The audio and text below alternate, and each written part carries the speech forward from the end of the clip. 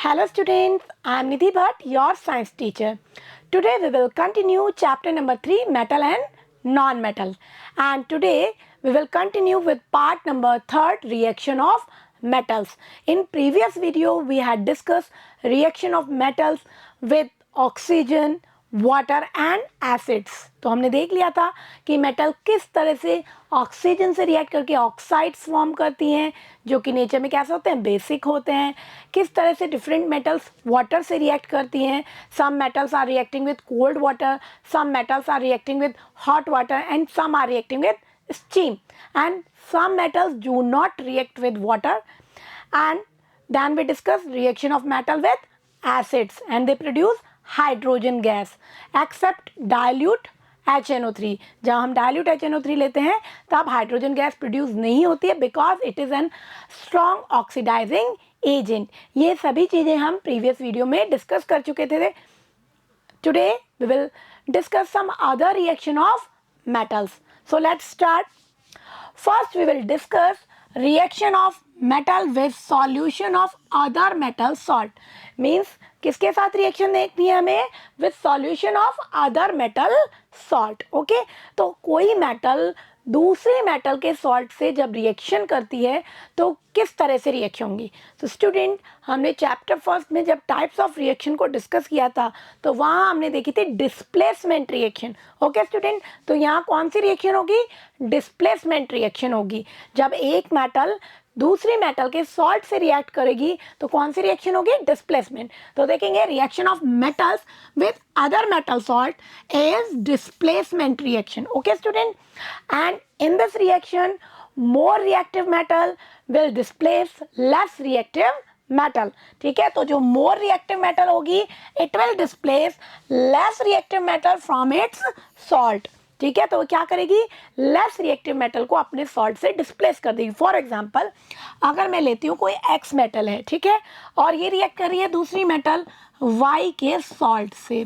तो suppose salt का नाम है YZ. If X is more reactive than Y, अगर एक्स वाई से ज़्यादा रिएक्टिव है, it will displace Y from its salt.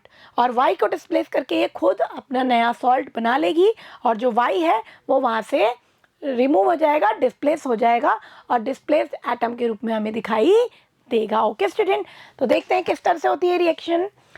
सबसे पहले हम इसके लिए देखेंगे रिएक्टिविटी सीरीज. तो हमें पता कैसे लगेगा कि कौन सी मेटल मोर रिएक्टिव है, कौन सी लेस रिएक्टिव है? इसके लिए हमने पढ़ी थी रिएक्टिविटी सीरीज. उसको हम एक बार रिकॉल करेंगे इस चैप्टर में भी. तो रिएक्टिविटी सीरीज क्या है? It is a list of metals in which metals are arrange in decreasing order of reactivity. Means सबसे टॉप पे मोस्ट रिएक्टिव मेटल्स आएंगी, जैसे जैसे हम बॉटम की तरफ जाएंगे रिएक्टिविटी मेटल्स की डिक्रीज होगी. Okay, so the reactivity series is a list of metals arrange in the order of their decreasing reactivity. Means उनकी रिएक्टिविटी डिक्रीज होती जा रही है उस लिस्ट में, जैसे भी हम टॉप टू बॉटम की तरफ मूव करते हैं. ओके स्टूडेंट, तो इस लिस्ट को हम देखते हैं एक बार. ये हमारी रिएक्टिविटी सीरीज. इसमें मेन मेटल्स जो आपके काम आने वाले 10th तक की, उन्हीं को हमने कंसीडर किया है. जो हमारी, अगर इस लिस्ट को भी हम याद कर लेते हैं तो इजीली आप रिएक्शंस को देख पाएंगे. तो देखेंगे सबसे ऊपर आता है पोटेशियम, बहुत रिएक्टिव है ये. सोडियम, ये भी काफ़ी रिएक्टिव है. हमने देखा था ऑक्साइड की रिएक्शन, वाटर की रिएक्शन, एसिड की रिएक्शन, उसमें देखा था ये क्या है, बहुत ज़्यादा रिएक्टिव है. ठीक है, और सोडियम पोटेशियम तो इतने ज़्यादा रिएक्टिव है कि अगर हम ओपन में इनको रखते हैं तो ये हवा से भी रिएक्ट करके फायर कैच कर लेते हैं. ओके स्टूडेंट, देन कैल्शियम, ये भी काफ़ी रिएक्टिव है. मैग्नीशियम इससे थोड़ा कम रिएक्टिव होगा. Then aluminium, zinc, iron, lead और फिर हाइड्रोजन. ठीक है, तो ये नॉन मेटल भी है इसमें, इसको भी ध्यान रखना है.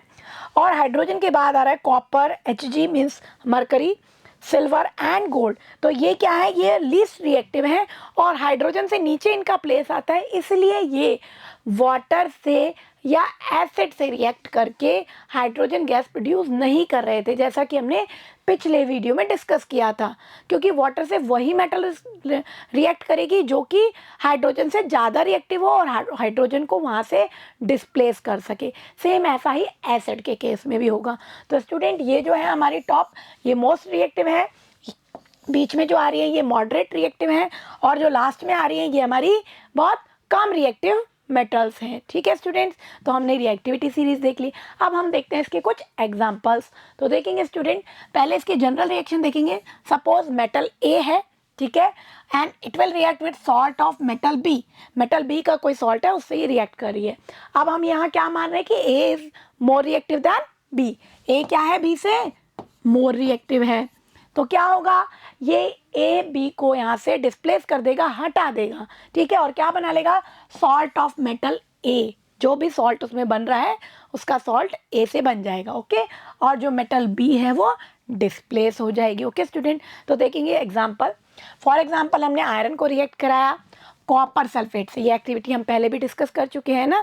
हमने क्या किया था, कॉपर सल्फेट का जो सॉल्यूशन था उसके अंदर आयरन नेल को डिप किया था, और क्या देखा था, कॉपर सल्फेट का सॉल्यूशन किस में कन्वर्ट हो गया, आयरन सल्फेट, क्योंकि आयरन क्या है, कॉपर से मोर रिएक्टिव है, तो क्या बना लेगी, आयरन सल्फेट। ओके, और सॉल्यूशन का कलर ब्लू से क्या हो जाएगा, ग्रीन हो जाएगा, ठीक है।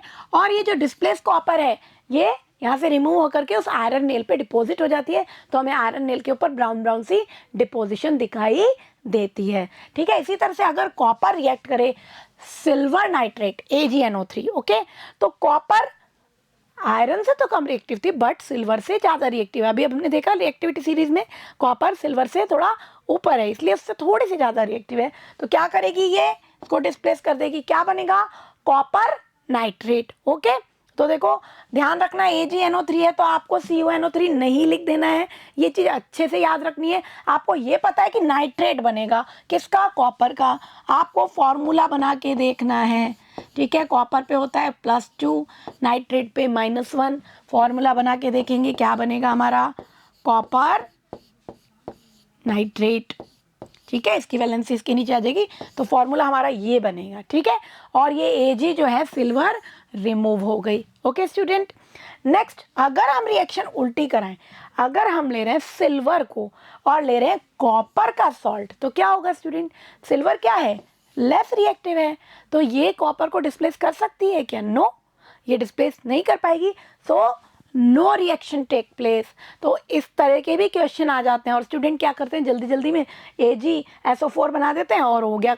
लेकिन हमें ध्यान रखना है कि जो मेटल हमें दे रखी है अलग से वो रिएक्टिव होनी चाहिए, तभी डिस्प्लेसमेंट रिएक्शन होगी, अदरवाइज कोई रिएक्शन नहीं होगी। ओके स्टूडेंट, तो देखेंगे हमने जो फर्स्ट एग्जांपल देखा था उसके हमने एक्टिविटी भी देखी थी। हमने देखा था ब्लू कलर का सॉल्यूशन फेड हो जाता है क्योंकि आयरन सल्फेट बन जाता है जो कि ग्रीनिश कलर का होता है, और जो हमारी आयरन नेल है उस पर इस तरह से ब्राउन ब्राउन डिपोजिशन हो जाता है। किसका डिपोजिशन है, ये कॉपर का डिपोजिशन है। तो इस तरह की एक्टिविटी हम करके देख चुके हैं, ठीक है स्टूडेंट्स। सो स्टूडेंट नेक्स्ट हम देखेंगे reaction of metals and non metals, reaction of metals and non metals. तो सबसे पहले इनका नेचर जान लेते हैं कि मेटल्स का नेचर क्या होता है। Metals are electropositive in nature. कैसे होते हैं ये, electropositive. Electropositive means they form cation, means ये अपना इलेक्ट्रॉन लूज करके क्या बनाएंगी, दे फॉर्म केटायंस। अब इसको एक बार समझेंगे स्टूडेंट्स। हमने 9th क्लास में देखा था कि एटम्स क्या चाहते हैं, अपना आउटर मोस्ट शेल का जो इलेक्ट्रॉन है कंप्लीट करना चाहते हैं, मीन्स अपना ऑक्टेट कंप्लीट करना चाहते हैं। इसके लिए वो इलेक्ट्रॉन को गेन करते हैं, लूज करते हैं या शेयर करते हैं। शेयरिंग के बारे में हम बाद में बात करने वाले हैं नेक्स्ट चैप्टर में। पहले हम बात करेंगे जब एटम्स अपना ऑक्टेट कंप्लीट करने के लिए इलेक्ट्रॉन को लूज करते हैं या गेन करते हैं। ओके स्टूडेंट, तो मेटल की टेंडेंसी होती है ये हमेशा इलेक्ट्रॉन को लूज करेंगे एंड दे फॉर्म केटायन। इसीलिए कैसे हैं ये नेचर में, they are electropositive in nature, ठीक है। तो इसको समझेंगे स्टूडेंट। इनके जो वैलेंस इलेक्ट्रॉन होते हैं मेटल्स के, यानी valence electron means outermost shell के इलेक्ट्रॉन, वो कितने होते हैं, 1 2 3, या तो 1 होंगे या 2 होंगे या 3 होंगे। एग्जाम्पल से देखेंगे इस चीज़ को। फॉर एग्जाम्पल अगर मैं लेती हूँ lithium, lithium is a metal, इसका एटॉमिक नंबर कितना है स्टूडेंट्स, 3। तो आप इसका कॉन्फ़िगरेशन भरेंगे बोरबरी स्कीम के अकॉर्डिंग। फर्स्ट शेल में कितने इलेक्ट्रॉन होते हैं, 2, रिमेन 1, तो आउटर मोस्ट शेल में कितने इलेक्ट्रॉन आए, 1। ओके स्टूडेंट्स, नेक्स्ट हम बात करते हैं आउटर मोस्ट शेल में 2 इलेक्ट्रॉन। तो एग्जांपल हम लेते हैं मैग्नीशियम का, ठीक है। मैग्नीशियम का एटॉमिक नंबर कितना होता है स्टूडेंट्स, 12 होता है। आपको एटॉमिक नंबर लर्न करने अच्छे से एटलीस्ट 30 तक आपको लर्न होने चाहिए क्लास 10th के लिए, ठीक है। तो 30 तक लर्न करेंगे तो हमारा काम इजीली हो जाएगा, ठीक है। तो देखेंगे एटॉमिक नंबर है इसका 12, इट मीन्स इसमें 12 प्रोटॉन होते हैं और इलेक्ट्रॉन भी 12 होंगे, ठीक है। प्रोटॉन इलेक्ट्रॉन बराबर होंगे। तो इसको अगर हम फिल करेंगे इसका इलेक्ट्रॉनिक कॉन्फ़िगरेशन, फर्स्ट शेल में कितने इलेक्ट्रॉन आ सकते हैं 2, नेक्स्ट में कितने आ सकते हैं मैक्सिमम 8, कितने हो गए 10, रिमेन 2। तो आउटर मोस्ट शेल में कितने इलेक्ट्रॉन आए स्टूडेंट 2, तो आउटर मोस्ट शेल में कितने इलेक्ट्रॉन आ गए 2, ठीक है। तो क्या है ये, मैग्नीशियम में तो मेटल ही है ना। अगर हम एग्जांपल लेते हैं एल्यूमिनियम, 13 नंबर है इसका, एटॉमिक नंबर कितना है इसका 13, इसको फिल करेंगे 2 8 3, फर्स्ट शेल में 2 इलेक्ट्रॉन, देन 8, देन रिमेन कितने बचे 3। तो आउटर मोस्ट शेल में कितने इलेक्ट्रॉन आ गए स्टूडेंट 3, ठीक है। एल्यूमिनियम भी क्या है, मेटल है। तो यानी कि जो भी मेटल्स होंगी उनके आउटर मोस्ट शेल में कितने इलेक्ट्रॉन होंगे 1 2 या 3। तो ये क्या करेंगी, इनकी टेंडेंसी होगी ऑक्टेट कंप्लीट करने के लिए ये अपना 1 या 2 या 3 इलेक्ट्रॉन को लूज कर देंगे easily and they will form cation. Okay student, अब हम बात करते हैं नॉन मेटल्स की। They are electronegative in nature, इनका नेचर कैसा है इलेक्ट्रोनेगेटिव। इट मीन्स इनकी टेंडेंसी क्या होती है, एनायन फॉर्म करने की होती है, they will form anion. Okay students, कैसे बनाएंगे एनायन, क्योंकि इनके जो वैलेंस इलेक्ट्रॉन है मीन्स आउटर मोस्ट शेल के इलेक्ट्रॉन कितने होते हैं 4 5 6 या 7, ठीक है। अब 4 की बात जो है वो कार्बन है, ठीक है। 4 इलेक्ट्रॉन के लिए हम एग्जांपल ले सकते हैं कार्बन का, इसके आउटर मोस्ट शेल में 4 इलेक्ट्रॉन होते हैं, ठीक है। लेकिन ये इलेक्ट्रॉन को गेन नहीं करता, ये शेयर करता है, जिसके बारे में हम कार्बन चैप्टर नंबर 4 में ब्रीफली डिस्कस करने वाले हैं, ठीक है। हम बात करते हैं अगर आउटर मोस्ट शेल में 5 6 या 7 इलेक्ट्रॉन हो, ठीक है। तो एग्जांपल देखते हैं, जैसे हम देखते हैं नाइट्रोजन का एग्जांपल। तो नाइट्रोजन का एटॉमिक नंबर स्टूडेंट 7 है। यहाँ तक हमारे मेटल की थ्योरी कंप्लीट हो गई है। तो 7 को आप फिल करोगे, 1 शेल में 2, नेक्स्ट शेल में 5 इलेक्ट्रॉन। तो कितने हुए आउटर मोस्ट शेल के इलेक्ट्रॉन 5 हुए ना। इट मीन्स वैलेंस इलेक्ट्रॉन कितने हैं इसके 5। ओके, नेक्स्ट हम बात करते हैं ऑक्सीजन की। ऑक्सीजन का एटॉमिक नंबर 8 होता है। तो आप इलेक्ट्रॉन फिल करेंगे 2 6, आउटर मोस्ट शेल में कितने इलेक्ट्रॉन हुए स्टूडेंट 6 हुए। तो वैलेंस इलेक्ट्रॉन कितने हैं इसके 6। और अगर हम बात करें फ्लोरीन की, इसका एटॉमिक नंबर 9 होता है। तो इसको आप फिल करेंगे फर्स्ट शेल में 2 देन 7। तो आउटर मोस्ट शेल में कितने इलेक्ट्रॉन हुए स्टूडेंट 7, ठीक है। तो इसी तरह और भी नॉन मेटल्स हैं जिनके आउटर मोस्ट शेल में कितने इलेक्ट्रॉन होंगे 4 5 6 या 7। ओके स्टूडेंट, 4 के लिए हम कार्बन सिलिकॉन के बारे में बाद में डिस्कस करेंगे, क्योंकि 4 इलेक्ट्रॉन होंगे तो ये शेयर करेगा, ठीक है। लेकिन अगर 5 इलेक्ट्रॉन है आउटर मोस्ट शेल में, अब इसको ऑक्टेट पूरा करना है मीन्स 8 इलेक्ट्रॉन कंप्लीट करने हैं, तो ये क्या करेगा 3 इलेक्ट्रॉन को गेन करेगा, ठीक है ना। अगर आउटर मोस्ट शेल में 6 इलेक्ट्रॉन है तो ये क्या करेगा 2 इलेक्ट्रॉन को गेन करेगा और क्या करेगा एनायन फॉर्म करेगा, इलेक्ट्रॉन गेन करेगा तो एनायन फॉर्म होगा। और अगर हम बात करें फ्लोरीन की या किसी और नॉन मेटल जिसके आउटर मोस्ट शेल में 7 इलेक्ट्रॉन है, तो ये इजीली 1 इलेक्ट्रॉन को गेन करेगा और एनायन फॉर्म करेगा। इसलिए कैसे है ये नेचर में इलेक्ट्रो नेगेटिव है। तो कैटायन बनाएंगे मेटल्स और एनायन बनाएंगे नॉन मेटल्स, और फिर कैटायन और एनायन एक दूसरे से अट्रैक्ट होकर के क्या बनाएंगे ionic compound. Okay student, so metals form ionic bond when they react with non metals. तो हम कह सकते हैं जब मेटल नॉन मेटल से रिएक्ट करेंगे तो वो क्या बनाएंगे आयनिक बॉन्ड्स बनाएंगे। और कंपाउंड्स कैसे बनेंगे आयनिक कंपाउंड। फॉर एग्जांपल कोई मेटल है जिसपे प्लस चार्ज आया x+1 और नॉन मेटल है जिसपे चार्ज आया y-, ठीक है। तो पॉजिटिव और नेगेटिव चार्ज एक दूसरे से अट्रैक्ट होंगे तो कैसा बॉन्ड बनेगा ये आयनिक बॉन्ड बनेगा, जिसको हम इलेक्ट्रोस्टैटिक बॉन्ड भी कहते हैं, ठीक है। और दूसरा जो कंपाउंड्स बनेंगे वो कैसे होंगे आयनिक कंपाउंड्स होंगे। ओके स्टूडेंट, तो ये जो बॉन्ड होता है आयनिक बॉन्ड काफ़ी स्ट्रॉन्ग बॉन्ड होता है। ओके, और इसमें होता क्या है ट्रांसफर ऑफ इलेक्ट्रॉन, इलेक्ट्रॉन का ट्रांसफर ही तो हुआ, मेटल्स ने इलेक्ट्रॉन को लूज किया और नॉन मेटल ने इलेक्ट्रॉन को गेन किया। तो we can say transfer of electron take place from metals to non metals, ठीक है। From metals to non metals, transfer कहाँ से हो रहा है इलेक्ट्रॉन का मेटल्स से नॉन मेटल्स की तरफ, ठीक है। इसको हम एक एग्जाम्पल से समझते हैं। अभी हमने थ्योरी की बात कर ली, अब हम एक एग्जाम्पल देखते हैं। तो देखेंगे स्टूडेंट, हम ले रहे हैं NaCl का फॉर्मेशन, NaCl कॉमन सॉल्ट जो हमारे घर में काम आता है। इसमें क्या हुआ, कैसे बनाइए, सबसे पहले हम बात करेंगे सोडियम एटम की। इसका एटॉमिक नंबर 11 होता है, तो आप समझ गए होंगे इसमें 11 प्रोटॉन है और 11 इलेक्ट्रॉन है। ठीक है, अब हमें इलेक्ट्रॉन को फिल करना है बोरबरी स्कीम के अकॉर्डिंग 2 8 1। ठीक है, फिल कर दिया हमने। फर्स्ट शेल में 2 ही आएंगे, नेक्स्ट में 8 आएंगे, रिमेन कितना बचा 1। ठीक है, अब इसके आउटर मोस्ट शेल में कितने स्टूडेंट इलेक्ट्रॉन है 1। ठीक है, और उसको क्या करना है, अपना ऑक्टेट कंप्लीट करना है, 8 इलेक्ट्रॉन कंप्लीट करने हैं। तो या तो ये 7 इलेक्ट्रॉन गेन करे या 1 को लूज़ कर दे। तो क्या इजी है, 1 इलेक्ट्रॉन को लूज़ करना ज़्यादा इजी है ना। तो ये इस 1 इलेक्ट्रॉन को लूज़ कर देगा और ये 1 इलेक्ट्रॉन इसने लूज़ कर दिया। अब ये बन गया Na+, और इलेक्ट्रॉन कितने रह गए 2 8। ये 1 तो चला गया ना, यहाँ निकल गया 1। ठीक है, कितने रह गए 2 8, और इस पर चार्ज आ गया +1, बन गया ये सोडियम केटायन। अब आप कहोगे कि मैडम प्लस चार्ज क्यों आया, मैंने बताया था 11 प्रोटॉन थे, 11 इलेक्ट्रॉन थे। तो मैं कह सकती हूँ 11 तो पॉजिटिव पार्टिकल थे, प्रोटॉन क्या है पॉजिटिव, और 11 ही नेगेटिव पार्टिकल थे, इलेक्ट्रॉन क्या है नेगेटिव है, न्यूट्रॉन पे कोई चार्ज होता ही नहीं है। ठीक है, इसीलिए हमारा एटम पहले तो न्यूट्रल था, क्योंकि प्लस जितने थे उतने ही माइनस थे। लेकिन अब उसने 1 इलेक्ट्रॉन लूज कर दिया। अब उसके बाद इलेक्ट्रॉन कितने रह गए 10 रह गए, 10 रह गए ना। तो प्लस तो 11 है और माइनस कितने हैं 10, तो प्लस 1 ज़्यादा हो गया ना, इसलिए इस पर +1 चार्ज आ गया। इस तरह से ही बनाता है केटायन।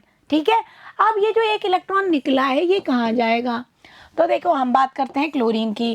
क्लोरीन का एटॉमिक नंबर होता है 17, यानी कि 17 प्रोटॉन और we can say positive particle, और 17 electron we can say negative particle. ठीक है, तो 17 इलेक्ट्रॉन है, फिल करेंगे फर्स्ट शेल में 2 then 8 remain 7। Okay student, 7 electron है आउटर मोस्ट शेल में। अब इसको भी क्या करना है, अपना ऑक्टेट कंप्लीट करना है। एक ही इलेक्ट्रॉन की कमी है ऑक्टेट में, तो ये इस 1 इलेक्ट्रॉन को क्या कर लेगा, गेन कर लेगा। कहाँ से गेन किया इसने, सोडियम से। जिस इलेक्ट्रॉन को सोडियम ने लूज किया था उसको किसने गेन कर लिया, क्लोरीन ने। ओके, क्या बन गया ये क्लोराइड एनायन। कितने हो गए इलेक्ट्रॉन 2 8 7 थे, अब हो गए 2 8 8। ठीक है, और इसमें क्या आ गया, नेगेटिव चार्ज आ गया। क्यों आ गया भाई नेगेटिव चार्ज, पहले 17 प्रोटॉन थे, 17 इलेक्ट्रॉन थे, अब इलेक्ट्रॉन कितने हो गए 18 हो गए। ठीक है, माइनस ज़्यादा हो गया एक प्लस से, मीन्स -1 चार्ज आएगा। तो आपको ये चीज़ अच्छे से समझ में आ जाएगी। अच्छे से इसको याद रख लेना कि जितने इलेक्ट्रॉन लूज करेगा कोई एटम उतना ही पॉजिटिव चार्ज आएगा। 1 इलेक्ट्रॉन लूज किया तो पॉजिटिव 1 आया। ठीक है, अगर 2 इलेक्ट्रॉन लूज करता तो +2 चार्ज आता। सेम जितने इलेक्ट्रॉन गेन करेगा उतना ही नेगेटिव चार्ज आएगा। यहाँ इसने 1 इलेक्ट्रॉन गेन किया इसलिए Cl- बना है। अगर कोई एटम 2 इलेक्ट्रॉन गेन करता तो -2 चार्ज आता। ओके स्टूडेंट, तो ये चीज़ क्लियर हो गई आपको कि मेटल्स जो होते हैं कैटायन बनाते हैं और नॉन मेटल्स जो होते हैं वो एनायन बनाते हैं। ठीक है, तो इसको हम इलेक्ट्रॉन डॉट स्ट्रक्चर से समझेंगे क्योंकि ये ही एग्जाम में पूछी जाती है। ठीक है, तो कैसे बनाएंगे electron dot structure. Electron dot structure में आपको क्या करना है, सिंबल लिखना है। सोडियम का सिंबल लिखिए आपने Na। ठीक है, और उसके जो वैलेंस इलेक्ट्रॉन है मीन्स आउटर मोस्ट शेल के इलेक्ट्रॉन उनको दिखाना है। तो 1 है उसको मैंने डॉट से दिखा दिया। किसी एक एटम के इलेक्ट्रॉन आप डॉट से दिखा देना और किसी भी एक एटम के आप क्रॉस से दिखा देना। ठीक है, आप चाहे आप इसके क्रॉस से दिखा दो, इसके डॉट से दिखा दो, उससे भी कोई फर्क नहीं पड़ रहा है। ठीक है, तो ये हमारा सोडियम है Na और उसके ऊपर हमने 1 इलेक्ट्रॉन लगाया। एक ही क्यों लगाया, क्योंकि वैलेंस इलेक्ट्रॉन 1 ही है ना भाई, हमें सिर्फ वही दिखाना है। ठीक है, फिर हमने देखा क्लोरीन, क्लोरीन का सिंबल लिखा Cl। ठीक है, और कितने हैं वैलेंस इलेक्ट्रॉन 7, तो हमने 7 इलेक्ट्रॉन दिखा दिए 1 2 3 4 5 6 7। 7 क्रॉस लग रहे हैं, ये क्या है इसके वैलेंस इलेक्ट्रॉन। अब क्या करेगा ये, इसको 1 इलेक्ट्रॉन डोनेट कर रहा है। ठीक है, डोनेट करने के बाद ये क्या बन गया Na+, तो इसको लिख देंगे हम Na+। अब इसमें कोई इलेक्ट्रॉन नहीं है, आपको इलेक्ट्रॉन शो नहीं करना है, एक ही था वो भी इसने दे दिया। तो हमने क्या लिखा, सिंपल Na+, ब्रैकेट लगा देंगे। ठीक है, फिर दूसरे ब्रैकेट में हमने लिखा क्लोरीन, क्योंकि क्लोरीन क्या बन गया माइनस, तो यहाँ क्या लगा देंगे हम माइनस। ठीक है, और साथ में क्या ध्यान देंगे, 8 इलेक्ट्रॉन तो हमने क्रॉस से दिखा रखे हैं जो इस क्लोरीन में पहले से थे। अब ये 1 इलेक्ट्रॉन और आ गया है, यहाँ आ गया है ना ये। ठीक है, तो इसका डॉट हम यहाँ दिखा देंगे और ये बन जाएगी इसकी electron dot structure. Okay student, तो इस तरह से हमें इलेक्ट्रॉन डॉट स्ट्रक्चर को बनाना होता है। नेक्स्ट देखेंगे हम, अगर हम इसको पिक्चर के थ्रू समझें। तो स्टूडेंट देखेंगे ये सोडियम का एटम है, इसके फर्स्ट शेल में देखो आपको दिख रहे हैं 2 इलेक्ट्रॉन, नेक्स्ट शेल में गिनेंगे 1 2 3 4 5 6 7 8 और आउटर मोस्ट शेल में कितना इलेक्ट्रॉन है 1 है, ठीक है। तो 2 8 1 कॉन्फ़िगरेशन है इसका। क्लोरीन को देखेंगे फर्स्ट शेल में 2 इलेक्ट्रॉन है, नेक्स्ट में देखेंगे 1 2 3 4 5 6 7 8 है और थर्ड शेल में 1 2 3 4 5 6 7 यानी इस पोजीशन में है 2 8 7, ठीक है। दोनों को अपना ऑक्टेट पूरा करना है तो ये एक इलेक्ट्रॉन को लूज़ करेगा, इसने अपना आउटर मोस्ट इलेक्ट्रॉन इसको लूज़ करके दे दिया है। लूज़ करने के बाद क्या बन गया, ये Na+ बन गया। देखेंगे आप इसमें 10 ही इलेक्ट्रॉन दिखाई दे रहे हैं, फर्स्ट शेल में 2, नेक्स्ट शेल में 8 और थर्ड शेल खत्म हो गया। जब इलेक्ट्रॉन नहीं है तो उसको काउंट ही नहीं करना। तो क्या आउटर मोस्ट शेल कंप्लीट हो गया ना, 8 इलेक्ट्रॉन हो गए उसमें। क्लोरीन में क्योंकि 1 इलेक्ट्रॉन गेन कर लिया तो फर्स्ट में 2 है, सेकंड में 8, थर्ड में भी 8, तो आउटर मोस्ट शेल कंप्लीट हो गया और ये क्या बन गया Cl-। अब ये दोनों क्योंकि अपोजिट चार्ज हैं, इनके बीच में एक स्ट्रॉन्ग इलेक्ट्रोस्टैटिक फोर्स लगेगा और ये एक दूसरे से बॉन्ड बना लेंगे and they will form ionic compound जिसका नाम क्या है NaCl, ओके, जिसको हम कॉमन सॉल्ट बोलते हैं और घर में काम में भी लेते हैं रोज। ओके स्टूडेंट, तो इसी तरह से हम कुछ और भी इलेक्ट्रॉन डॉट स्ट्रक्चर बना सकते हैं। फॉर एग्जांपल अगर हम बनाएं मैग्नीशियम क्लोराइड तो आपको एग्जाम में कोई भी आयनिक कंपाउंड इस तरह से इलेक्ट्रॉन डॉट स्ट्रक्चर बनाने के लिए दिया जा सकता है। तो एक एग्जांपल देखते हैं, हम बनाते हैं मैग्नीशियम क्लोराइड। तो सबसे पहले मैग्नीशियम का सिंबल और इसका कॉन्फ़िगरेशन हमें मालूम होना चाहिए। कॉन्फ़िगरेशन कैसे मालूम होगा, जब एटॉमिक नंबर मालूम होगा। 12 है तो कॉन्फ़िगरेशन भरेंगे 2 8 2, ओके स्टूडेंट, ठीक है। यानी इसके आउटर मोस्ट शेल में कितने इलेक्ट्रॉन हैं 2 हैं स्टूडेंट, ठीक है। और इसको कितने कंप्लीट करने हैं 8 कंप्लीट करने हैं, तो ये 2 इलेक्ट्रॉन को लूज़ करेगा, ठीक है। तो हम इसको इस तरह से लिख सकते हैं, magnesium it will lose 2 electron और इस पर चार्ज आएगा Mg+2 और 2 इलेक्ट्रॉन इसने लॉस कर दिए, ठीक है। अब बात करते हैं, हम क्लोराइड बनाना है हमें, तो हम क्लोरीन का एटम लेंगे, ठीक है। तो देखेंगे स्टूडेंट, क्लोरीन में 17 होते हैं इलेक्ट्रॉन, इसको अगर आप भरेंगे 2 8 7, ठीक है। तो इट मीन्स इसके आउटर मोस्ट शेल में 7 इलेक्ट्रॉन नहीं, सिर्फ 1 इलेक्ट्रॉन चाहिए अपना ऑक्टेट कंप्लीट करने के लिए। तो क्या करेंगे हम, क्लोरीन प्लस 1 इलेक्ट्रॉन Cl-। अब स्टूडेंट एक चीज़ आपको यहाँ ध्यान देनी है, क्या, एक क्लोरीन एक ही इलेक्ट्रॉन को गेन कर सकता है लेकिन हमें 2 इलेक्ट्रॉन देखने हैं, ठीक है।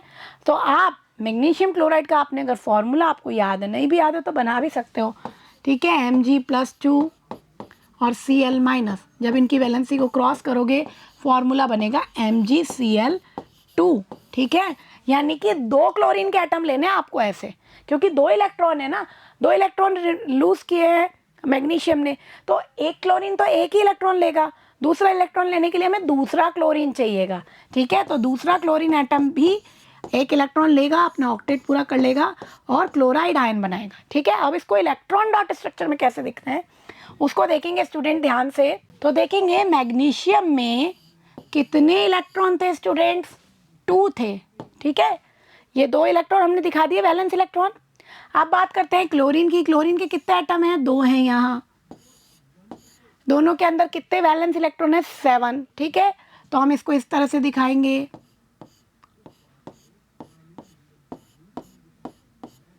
7 दिखा दिए, यहाँ पे भी हमें 7 दिखाने हैं। इनको आप इस तरह से पेयर में बनाएंगे 2 इलेक्ट्रॉन को, ठीक है। 7 इसके हो गए, 7 इसके हो गए। अब क्या होगा, मैग्नीशियम ने एक इलेक्ट्रॉन तो दिया है इसको और दूसरा इलेक्ट्रॉन दिया है इसको, ठीक है स्टूडेंट्स। तो क्या बना, दोनों का क्लोराइड आयन बन गया। तो हम बनाएंगे Mg, इसके ऊपर हमने +2 चार्ज आ गया, 2 इलेक्ट्रॉन रिमूव होते ही, ठीक है स्टूडेंट्स। अब क्योंकि क्लोराइड के कितने आयन बने, 2 बने, तो हम क्या लगाएंगे यहाँ पे 2, देन क्लोरीन, इसमें कैसे दिखाएंगे हम, 1 2 3 4 5 6 7, 7 इलेक्ट्रॉन तो इसके खुद के हैं और एक इलेक्ट्रॉन इसने लिया है, एक क्लोराइड आयन ने, एक क्लोरीन एटम ने एक इलेक्ट्रॉन लिया है, तो उसको हम ऐसे दिखा देंगे। और कितना चार्ज आया है इसके ऊपर, -, ठीक है। तो ऐसे 2 आयन बने, इसलिए मैंने ब्रैकेट के बाहर 2 लगा दिया है, ठीक है। तो ये क्या बन गई इसकी इलेक्ट्रॉन डॉट स्ट्रक्चर। इसी तरह से हमें एग्जाम में भी बनानी है। ओके स्टूडेंट्स, नेक्स्ट देखेंगे हम properties of ionic compound. Ionic compound कैसे बनता है ये हमने देख लिया। अब हम देखेंगे उसमें प्रॉपर्टीज क्या क्या होती हैं। ओके स्टूडेंट, तो स्टार्ट करते हैं सबसे पहले इनका फिजिकल नेचर। तो स्टूडेंट हमने देखा था आयनिक बॉन्ड में क्या होता है, दो अपोजिट आयन है, पॉजिटिव और नेगेटिव, और उनके बीच में एक स्ट्रॉन्ग बॉन्ड है, इलेक्ट्रोस्टैटिक बॉन्ड है। ठीक है, इसलिए कैसा होगा इनका फिजिकल नेचर, ये बहुत हार्ड होंगे, टाइटली बॉन्डेड होंगे। ठीक है, तो these compounds are solid and hard. कैसे होंगे ये, solid and hard. Okay, and कैसे होंगे ये, solid and hard, because of strong force of attraction between the positive and negative ions. क्योंकि पॉजिटिव और नेगेटिव आयंस के बीच में स्ट्रॉन्ग अट्रैक्शन फोर्स है, इसलिए हार्ड होंगे और सॉलिड स्टेट में होंगे। ओके स्टूडेंट, जैसे आपने NaCl को देखा है, ठीक है, इसी तरह KCl जो भी आयनिक कंपाउंड है ये सभी कैसे होंगे, सॉलिड स्टेट में होंगे और जनरली ये हार्ड होंगे, but they are brittle in nature. अगर हम प्रेशर अप्लाई करें तो ये ब्रेक हो सकते हैं। इट मीन्स कैसे हैं नेचर में, brittle. These compounds are generally brittle and break into pieces when pressure is applied. तो जब प्रेशर अप्लाइड किया जाएगा तो ये ब्रेक हो जाएंगे। मीन्स हार्ड है, सॉलिड है, बट कैसे हैं नेचर में, ब्रिटल हैं। ओके स्टूडेंट्स, तो ये थी इनकी फिजिकल नेचर कि कैसे ये होते हैं। ठीक है, next melting and boiling point. तो आयनिक कंपाउंड्स का मेल्टिंग पॉइंट और बॉइलिंग पॉइंट हमेशा हाई होगा। फॉर एग्जांपल, अगर हम इस तरह से एक एक्टिविटी करें और एक स्पैचुला में कोई आयनिक कोई कंपाउंड लें, NaCl एटसेट्रा कुछ, और उसको हम स्पैचुला में लेके बर्न कर रहे हैं कि वो कितने टेम्परेचर पे मेल्ट होगा, तो बहुत ज़्यादा हाई टेम्परेचर पे वो मेल्ट होगा। क्यों होगा हाई टेम्परेचर पे मेल्ट, क्योंकि उसके बीच में क्या है, स्ट्रॉन्ग बॉन्ड है, आयंस के बीच में एक स्ट्रॉन्ग बॉन्ड है। तो मेल्ट करने के लिए पहले हम उस बॉन्ड को ब्रेक करेंगे। उस बॉन्ड को ब्रेक करने के लिए हमें बहुत सारी एनर्जी देनी पड़ेगी। तो क्या होगा, मेल्टिंग पॉइंट बॉइलिंग पॉइंट इनका हाई हो जाएगा। So ionic compounds have high melting and boiling point because a considerable amount of energy is required to break the strong inter ionic attraction. जो स्ट्रॉन्ग इंटर आयनिक अट्रैक्शन है plus और minus charge के बीच में, उसको break करने के लिए हमें काफ़ी ज़्यादा अमाउंट में एनर्जी देनी पड़ेगी और इतनी एनर्जी सप्लाई करनी पड़ेगी, तो हमारा melting point boiling point high temperature पे ही आएगा। ओके स्टूडेंट, तो हमने देख लिया मेल्टिंग और बॉइलिंग पॉइंट के बारे में। Next is solubility. तो ये जो इलेक्ट्रोवैलेंट कंपाउंड है या आयनिक कंपाउंड्स हैं, ये हमेशा पोलर सॉल्वेंट में डिसॉल्व होते हैं। ठीक है, तो देखेंगे electrovalent compounds are generally soluble in water. Water कैसा सॉल्वेंट है, पोलर सॉल्वेंट है। And insoluble in solvent such as kerosene, petrol. जो नॉन पोलर या हम कह सकते हैं ऑर्गेनिक जो सॉल्वेंट है, कैरोसिन, पेट्रोल, ईथर, इनके अंदर सॉल्युबल नहीं होंगे आयनिक कंपाउंड, बल्कि वाटर जैसे पोलर सॉल्वेंट में सॉल्युबल होंगे। क्यों होता है ऐसा, क्योंकि इनमें भी प्लस माइनस चार्ज है। इलेक्ट्रोवैलेंट कंपाउंड या आयनिक कंपाउंड में क्या है, प्लस और माइनस चार्ज है। और जो पोलर सॉल्वेंट है लाइक वाटर, इनमें भी प्लस माइनस चार्ज है। ठीक है, तो हमेशा सेम चीज सेम टाइप के सॉल्वेंट में डिसॉल्व होती है, क्योंकि इनका नेचर भी आयनिक है और इसका नेचर भी आयनिक है, तो ये इसमें इजीली डिसॉल्व होगा। जबकि जो ऑर्गेनिक कंपाउंड है, कैरोसिन, पेट्रोल, ईथर, कार्बन के बने हुए हैं ना, इनके अंदर पोलरिटी नहीं होती है, इसलिए ये आयनिक कंपाउंड्स को डिसॉल्व नहीं कर सकते हैं अपने अंदर। Okay students, next point is conduction of electricity. इसको बहुत अच्छे से समझ लेना, क्योंकि क्वेश्चन आता है कंडक्ट करते हैं या नहीं करते, तो कई बार आप कहते हो करते हैं, ठीक है, पर हर स्टेट में कंडक्ट नहीं करते हैं। अब आप देखोगे कि यहाँ पे आयंस है, जैसे हमने NaCl का एग्जांपल लिया, तो इसमें आयंस प्रेजेंट हैं, दिख रहे हैं हमें, और हमने पढ़ा है जहाँ भी आयन होते हैं वो इलेक्ट्रिसिटी को कंडक्ट करता है। ठीक है ना, या तो इलेक्ट्रॉन होने चाहिए या आयंस होने चाहिए, कोई भी चार्ज स्पीसीज होनी चाहिए, तब इलेक्ट्रॉन जो होंगे या चार्ज स्पीसीज जो होगी वो उस इलेक्ट्रिसिटी को कंडक्ट कर पाएगी। लेकिन ये जो आयनिक कंपाउंड्स हैं, इनमें आयंस तो है पर वो एक दूसरे से स्ट्रॉन्ग फोर्स से बॉन्डेड है। तो जब वो स्ट्रॉन्ग फोर्स से बॉन्डेड है तो वो मूव नहीं कर सकते, और जब तक कोई चार्ज पार्टिकल मूव नहीं करेगा वो इलेक्ट्रिसिटी को कंडक्ट नहीं करेगा। तो क्या आयनिक कंपाउंड इलेक्ट्रिसिटी को कभी भी कंडक्ट नहीं करते? करते हैं। कब करते हैं? या तो उन्हें सॉल्यूशन फॉर्म में लिया जाए, मीन्स आप इसे वाटर में डिसॉल्व कर दो, नमक को डिसॉल्व कर दो पानी में, वाटर में डिजॉल्व करते ही अपने आयन्स में टूट जाएगा, आयनाइज हो जाएगा और इसके आयन्स फ्रीली मूव करेंगे और इस स्टेट में ये इलेक्ट्रिसिटी को कंडक्ट करेंगे। और इसके अलावा अगर इनकी मॉल्टन स्टेट हो, ठीक है, इनको मेल्ट कर दिया जाए तो भी ये बॉन्ड क्या हो जाएगा, लूज हो जाएगा और आयन्स फ्रीली मूव करेंगे, तब भी इलेक्ट्रिसिटी को कंडक्ट करेंगे। लेकिन अगर एकदम सॉलिड स्टेट में है NaCl या कोई भी आयनिक कंपाउंड, हमने उसमें मॉइस्चर भी नहीं दिया है, ठीक है, क्योंकि मॉइस्चर क्या आते ही आयनाइज हो जाएगा, ठीक है, एकदम ड्राई स्टेट में है और मेल्ट भी नहीं है, तब वो इलेक्ट्रिसिटी को कंडक्ट नहीं करेगा, क्योंकि आयंस तो होंगे लेकिन वो आयंस मूव नहीं कर पा रहे। ओके, तो देखेंगे the conduction of electricity through a solution involve the movement of charge particle। Electricity conduct कब होगी, जब कोई चार्ज पार्टिकल मूव करेगा। वो चार्ज पार्टिकल कौन होगा, आयंस होंगे या फ्री इलेक्ट्रॉन्स होंगे, ठीक है। A solution of an ionic compound in water contain ions। तो अगर हम बात करें कि किसी आयनिक कंपाउंड का वाटर में सॉल्यूशन, तो उसमें आयंस होते हैं, ठीक है। तो आयंस क्या करते हैं, फ्रीली मूव करते हैं to the opposite electrodes when electricity pass through the solution. तो अगर हम इस तरह से कोई सॉल्यूशन बनाए और हमने इसमें ग्रेफाइट के इलेक्ट्रोड्स लगा दिए हैं, ठीक है, और इसमें हमने सॉल्ट का सॉल्यूशन लिया है और यहाँ पे हमने इसको टर्मिनल को एक पॉजिटिव टर्मिनल से जोड़ दिया है, एक रॉड को हमने नेगेटिव टर्मिनल से जोड़ दिया है, बल्ब और स्विच हमने ऐड कर दिए और हम क्या करेंगे, स्विच को ऑन करके देखते हैं कि बल्ब ग्लो करता है क्या। तो बल्ब ग्लो करेगा, क्योंकि जैसे ही हमने वाटर में डिजॉल्व किया सॉल्ट का सॉल्यूशन, तो ये अपने आयंस में ब्रेक हो गया, ठीक है, एक पॉजिटिव आयन है, एक नेगेटिव आयन है, ठीक है, और ये आयंस क्या करेंगे, अपोजिट इलेक्ट्रोड की तरफ मूव करेंगे और they can conduct electricity. Okay, तो इस तरह से इलेक्ट्रिसिटी को कंडक्ट करेंगे। Ionic compound in the solid state, लेकिन अगर हम बात करें सॉलिड स्टेट में, they do not conduct electricity, तब वो इलेक्ट्रिसिटी को कंडक्ट नहीं करेंगे, because movement of ion in the solid is not possible, ठीक है।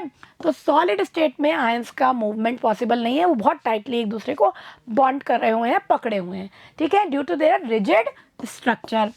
But ionic compounds conduct electricity in the molten state, लेकिन अगर आप उसको पिघला दो थोड़ी सी हीट दे करके, तो बॉन्ड ब्रेक हो जाएगा और आयंस मूव करने लगेंगे और उस स्टेट में भी वो इलेक्ट्रिसिटी को कंडक्ट कर सकता है, ठीक है। तो दो स्टेट में करेगा, या तो सॉल्यूशन बना दिया जाए उसका,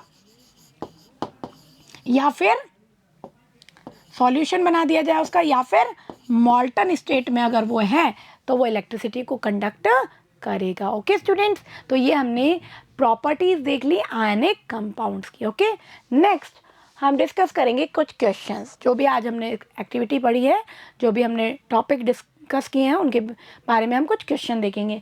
सो samples of 4 metal A, B, C and D, 4 metal से उनके सैंपल हमने लिए हैं, taken and added to the following solution, और ये सॉल्यूशंस है, इनमें उसे ऐड किया गया है और जो भी हमें रिजल्ट मिला है, जो भी हमें ऑब्जर्वेशन हुआ है, वो इस टेबल में दिए गए हैं, ठीक है। तो हमने A, B, C, D को लिया है, इनको हमने iron sulphate, copper sulphate, zinc sulphate, silver nitrate 4 solution में डाला है। तो यहाँ दे रखा है कि कहाँ पे रिएक्शन नहीं हो रही है और कहाँ कहाँ डिस्प्लेसमेंट रिएक्शन हो रही है, ठीक है। और इस टेबल के बेसिस पे हमें कुछ क्वेश्चंस के आंसर देने। तो देखेंगे student, use the table above to answer the following question about metals A, B, C and D। इन चारों के बारे में हमें कुछ आंसर्स देने हैं। तो देखेंगे फर्स्ट क्वेश्चन क्या है, which is the most reactive metal in A, B, C, D में से सबसे ज़्यादा रिएक्टिव मेटल कौन सी। तो स्टूडेंट देखेंगे, अगर हम बात करें D की, तो जो D है ये किसी भी सॉल्यूशन में डालने पे रिएक्शन नहीं दे रहा है। रिएक्शन कब होगी, जब ये उस सॉल्यूशन में जो मेटल आ रही है उससे ज़्यादा रिएक्टिव होगा। तो यानी डी जो है, आयरन, कॉपर, जिंक, सिल्वर, सबसे कम रिएक्टिव है। सबसे कम रिएक्टिव तो पता लग गया आपको, डी है, ठीक है। अगर हम देखें सी को, तो सी जो है आयरन, कॉपर, जिंक से रिएक्शन नहीं दे रहा, बस सिल्वर से दे रहा है। इट मीन्स ये डी के कंपैरिजन में थोड़ा सा रिएक्टिव है, ठीक है। अगर मैं बात करूँ ए की, ए कॉपर सल्फेट से डिस्प्लेसमेंट रिएक्शन दे रहा है, इट मीन्स ये कॉपर से तो ज़्यादा रिएक्टिव है, बट ये आयरन से कम रिएक्टिव है, क्योंकि ये आयरन सल्फेट में जाकर के कोई रिएक्शन नहीं दे रहा, ठीक है। तो हम कह सकते हैं जो ए है वो कॉपर से ज़्यादा रिएक्टिव है, लेकिन आयरन से कम रिएक्टिव है। और हमें पता है कि आयरन जो है कॉपर से तो ज़्यादा ही रिएक्टिव होता है, ठीक है ना। लेकिन ये जो हमारा बी जो मेटल है, ये आयरन सल्फेट से भी रिएक्शन दे पा रहा है, ठीक है। तो आयरन सल्फेट से भी दे पा रहा है, इट मीन्स ये सबसे ज़्यादा रिएक्टिव होगा, जिससे ए भी रिएक्शन नहीं दे पा रहा। COD तो हमें पता लग ही गया बहुत कम रिएक्टिव है।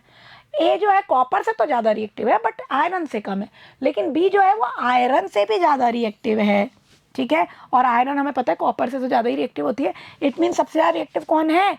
बी, ठीक है। So B is the most reactive metal because it give displacement reaction with iron sulphate, जबकि बाकी के जो तीनों हैं वो आयरन सल्फेट से रिएक्शन नहीं दे पा रहे हैं, ठीक है। इट मीन्स हमें क्या पता लगा कि बी जो है सबसे ज़्यादा रिएक्टिव है। नेक्स्ट क्वेश्चन है, what would you observe if B is added to a solution of copper sulfate? अगर हम B को ऐड करें कॉपर सल्फेट में, उसने बताया नहीं है कि क्या होगा, तो हमें पता है जब B को हमने ऐड किया था आयरन सल्फेट पे तो डिस्प्लेसमेंट रिएक्शन हो रही थी, तो जब कॉपर में डालेंगे, जब ये आयरन से ज़्यादा रिएक्टिव है तो कॉपर से तो ज़्यादा रिएक्टिव होगा ही, क्योंकि कॉपर तो बाद में आता है आयरन के। इट मीन्स यहाँ पर भी वो डिस्प्लेसमेंट रिएक्शन देगा, तो यहाँ पर भी क्या होगी? डिस्प्लेसमेंट रिएक्शन होगी जब हम बी को कॉपर सल्फेट में ऐड करेंगे, और डिस्प्लेसमेंट रिएक्शन होगी तो क्या होगा? कॉपर रिमूव हो जाएगा और कॉपर सल्फेट का ब्लू कलर जो है वो फेड हो जाएगा। तो when B metal is added to copper sulphate solution displacement reaction take place, ये तो पता लग गया डिस्प्लेसमेंट रिएक्शन होगी, and blue colour of copper sulphate solution will fade, blue colour का जो सॉल्यूशन है वो फेड हो जाएगा, क्योंकि कॉपर सल्फेट की जगह अब वहाँ पे जो बी मेटल है उसका सल्फेट बन जाएगा, ठीक है। और रेड ब्राउन डिपॉजिट हो जाएगा हमारे कॉपर का, ठीक है, जो भी मेटल है उसके ऊपर रेड ब्राउन डिपोजिशन हो जाएगा, क्योंकि कॉपर डिस्प्लेस होगा वो दूसरी मेटल पे डिपॉजिट हो जाएगा। ओके स्टूडेंट, थर्ड क्वेश्चन है, arrange the metal ABCD in order of decreasing reactivity. तो हमने देखा था डी सबसे कम रिएक्टिव था, ठीक है, सी उससे थोड़ा ज़्यादा रिएक्टिव है क्योंकि सिर्फ सिल्वर रिलेटेड से रिएक्शन दे रहा है, ठीक है। उसके बाद हमने देखा था ए इससे ज़्यादा रिएक्टिव था, और सबसे ज़्यादा रिएक्टिव कौन था? बी, ठीक है ना, ये हमने इस टेबल के अकॉर्डिंग रिजल्ट निकाला है। So the decreasing order of reactivity of the metals is BACD, B सबसे ज़्यादा रिएक्टिव है, then A, then C, then D. Okay student, तो इस तरह के क्वेश्चंस डिस्प्लेसमेंट रिएक्टेंट पे बेस्ड आपसे पूछे जाते हैं। Next question, what would you observe when zinc is added to a solution of iron sulphate. Zinc को हम ऐड कर रहे हैं आयरन सल्फेट के सॉल्यूशन में, तो जिंक क्या है? It is more reactive than iron, it is more reactive than iron. So यहाँ क्या होगा? यहाँ पे भी डिस्प्लेसमेंट रिएक्शन होगी, और जिंक क्या करेगा? आयरन सल्फेट में से आयरन को डिस्प्लेस कर देगा, और क्या बनेगा? जिंक सल्फेट का सॉल्यूशन बनेगा। So when zinc is added to a solution of iron sulphate, तो ये जो ग्रीन कलर का सॉल्यूशन है ये किस में कन्वर्ट हो जाएगा? वाइट कलर में, क्योंकि जिंक सल्फेट कैसा होता है? कलरलेस होता है। So the greenish colour of iron sulphate solution fades, ठीक है। तो रिएक्शन देखेंगे, gradually due to formation of colourless zinc sulphate, और क्या होगा? कलरलेस जिंक सल्फेट बनेगा, और आयरन मेटल जो रिमूव हुई है वो किस पे डिपॉजिट हो जाएगी? It will deposit on zinc. तो देखेंगे reaction, FeSO4 react with zinc, it will form zinc sulphate, और आयरन रिमूव हो गया। तो ये जो ग्रीन कलर का सॉल्यूशन था ये अब कलरलेस सॉल्यूशन में बदल जाएगा। ओके स्टूडेंट, तो ऑब्जर्वेशन हमें याद रखने हैं। Okay student, next question is right the electron dot structure for sodium, oxygen and magnesium. तो हम देखेंगे सोडियम का इलेक्ट्रॉन डॉट स्ट्रक्चर। सोडियम, इसमें कितने इलेक्ट्रॉन होते हैं स्टूडेंट्स? 1 होते हैं, valence electron outermost shell में 2, 8, 1, तो इसका इलेक्ट्रॉन डॉट स्ट्रक्चर इस तरह का हो जाएगा। नेक्स्ट ऑक्सीजन का इलेक्ट्रॉन डॉट स्ट्रक्चर पूछा गया है, तो ऑक्सीजन का सिंबल बनाएंगे स्टूडेंट्स। और क्या पूछा गया है? इसके इलेक्ट्रॉन डॉट स्ट्रक्चर मीन्स इसके वैलेंस इलेक्ट्रॉन हमें बताने हैं। तो कितने होते हैं स्टूडेंट? अगर हम कॉन्फ़िगरेशन भरिए 2, 6, इट मीन्स 6 इलेक्ट्रॉन इसमें होते हैं, तो हम इस तरह से इसके 6 इलेक्ट्रॉन को दिखा देंगे। तो ये हो गया हमारा ऑक्सीजन का electron dot structure. Next magnesium, तो स्टूडेंट मैग्नीशियम में 12 इलेक्ट्रॉन होते हैं, तो हम अगर कॉन्फ़िगरेशन भरे 2, 8, 2, तो कितने इलेक्ट्रॉन है आउटर मोस्ट शेल में? 2, हमें आउटर मोस्ट शेल के ही दिखाने हैं। तो हमने क्या किया? सिंबल लिखा Mg, और इसके इलेक्ट्रॉन को इस तरह से हमने दिखा दिया। तो इस तरह से हम इन तीनों का इलेक्ट्रॉन डॉट स्ट्रक्चर बना सकते हैं। Next question, show the formation of Na2O and MgO। अब हमें Na2O और MgO का फॉर्मेशन बताना है। तो स्टूडेंट सोडियम के अंदर हमने देखा था आउटर मोस्ट शेल में 1 इलेक्ट्रॉन है जिसको क्या करेगा, ये लूज करेगा, तो ये क्या बनाएगा, Na+ बनाएगा, ठीक है। और ऑक्सीजन जो है उसका एटॉमिक नंबर 8 होता है, आपको पता है, इसका 11 है, तो 2 6 6 भरेंगे आप आउटर में शेल में इलेक्ट्रॉन, ठीक है। अब इसको क्या करना है, 2 इलेक्ट्रॉन गेन करने हैं ताकि ये अपना ऑक्टेट कंप्लीट करे, तो ये क्या बनाएगा, O-2, 2 इलेक्ट्रॉन को गेन करेगा। तो देखेंगे फॉर्मेशन कैसे होगा, अगर हम इसको बनाएं Na, ये हमारा आउटर मोस्ट शेल का 1 इलेक्ट्रॉन, आउटर मोस्ट शेल का 1 इलेक्ट्रॉन हमने दिखा दिया इस तरह से। ऑक्सीजन, इसमें कितने इलेक्ट्रॉन हैं, 6 हैं, इसको हम इस तरह से दिखाएंगे। ओके स्टूडेंट, अब इस ऑक्सीजन को कितने इलेक्ट्रॉन चाहिए, 2 इलेक्ट्रॉन, ठीक है। एक सोडियम तो इसको 1 ही इलेक्ट्रॉन दे पाएगा ना, तो यहाँ पे हम एक और सोडियम लेंगे तभी तो Na2O बनेगा। ये सोडियम भी क्या करेगा, इसको 1 इलेक्ट्रॉन देगा और क्या होगी, 2 इलेक्ट्रॉन इसके कंप्लीट हो जाएंगे, -2 चार्ज आएगा। फॉर्मेशन कैसे होगा, हम इसको इस तरह से लिखेंगे Na+ बना, 1 इलेक्ट्रॉन रिमूव करने के बाद कितने आयन है यहाँ पे सोडियम के, 2, तो हम यहाँ क्या लगा देंगे, 2, ओके। और ये किससे रिएक्ट कर रहे हैं, ऑक्सीजन से, और ऑक्सीजन पे क्या हो रहा है, -2 चार्ज आ रहा है, तो हम 6 इलेक्ट्रॉन तो ऑक्सीजन के दिखाएंगे और 2 इलेक्ट्रॉन जो इसने सोडियम से गेन किए हैं, किस सोडियम से, एक सोडियम, उनको इस तरह से दिखाएंगे। तो ये किसका फॉर्मेशन हो गया, Na2O का, ओके। इसी तरह अगर हम MgO का बनाएं तो स्टूडेंट देखेंगे मैग्नीशियम जो है उसके आउटर मोस्ट शेल में 2 इलेक्ट्रॉन है, ठीक है, और दोनों को ये लूज करेगा, इस पे Mg+2 चार्ज आएगा। और ऑक्सीजन जो है उसके आउटर मोस्ट शेल में कितने इलेक्ट्रॉन थे स्टूडेंट, 6 थे, तो ये दोनों इलेक्ट्रॉन इसको देगा। और किस तरह से बनेगा कंपाउंड देखेंगे स्टूडेंट, Mg+2 एंड O-2,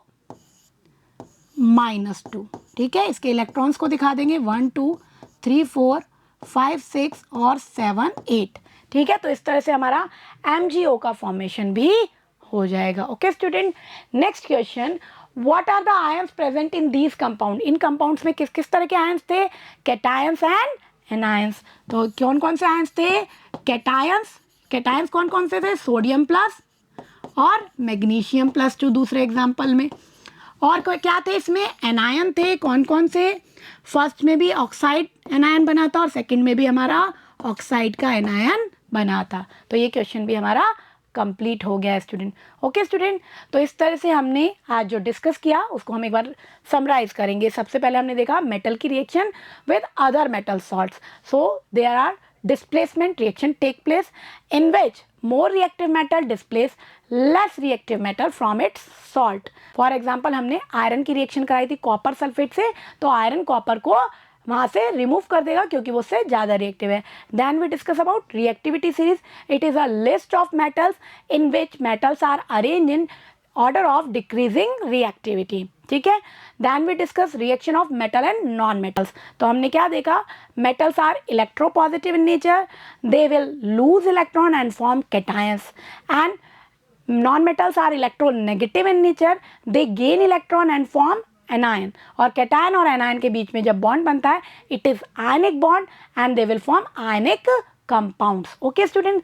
फिर हमने उनकी कुछ प्रॉपर्टीज देखी, तो क्या देखा हमने, ionic compounds are hard and solid and melting point and boiling point is high because high attraction force between ions, ions के बीच में हाई अट्रैक्शन फोर्स के कारण ही वो सॉलिड स्टेट में है और उनका मेल्टिंग और बॉइलिंग पॉइंट भी क्या है, बहुत हाई है, क्योंकि उसको हमें ब्रेक करने के लिए बहुत ज़्यादा एनर्जी देनी पड़ती है। Then we discuss about solubility, ionic compound can soluble in polar solvent like water etcetera and insoluble in kerosene, ether etcetera. Then we discuss about electrical conductivity.